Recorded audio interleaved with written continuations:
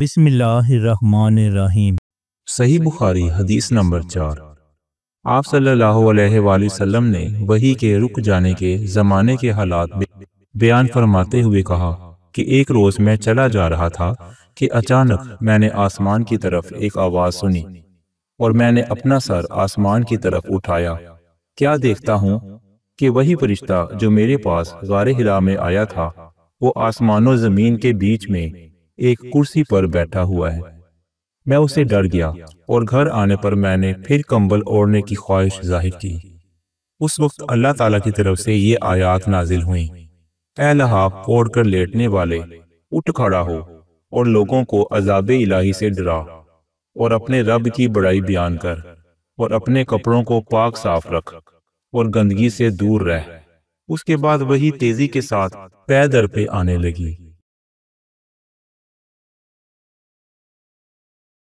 رسول اللہ صلی اللہ علیہ وآلہ وسلم نزول قرآن کے وقت بہت سختی محسوس فرمایا کرتے تھے، اور اس کی علامتوں میں سے ایک یہ تھی کہ یاد کرنے کے لیے آپ اپنے ہونٹوں کو ہلاتے تھے۔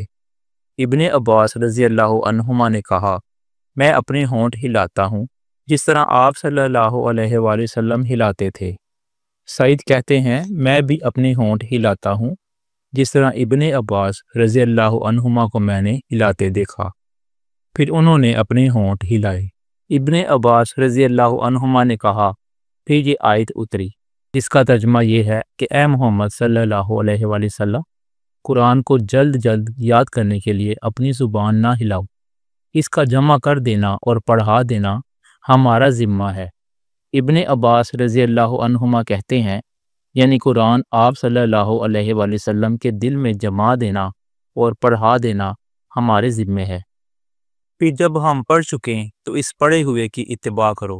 ابن عباس رضی اللہ عنہما فرماتے ہیں، اس کا مطلب یہ ہے کہ آپ اس کو خاموشی کے ساتھ سنتے رہو، اس کے بعد مطلب سمجھا دینا ہمارے ذمے ہے۔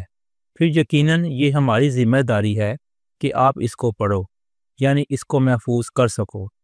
چنانچہ اس کے بعد جب آپ کے پاس جبرائیل علیہ السلام وحی لے کر آتے تو آپ صلی اللہ علیہ وآلہ وسلم توجہ سے سنتے۔ جب وہ چلے جاتے تو رسول اللہ صلی اللہ علیہ وآلہ وسلم اس وحی کو اسی طرح پڑھتے جس طرح جبرائیل علیہ السلام نے اسے پڑھا تھا۔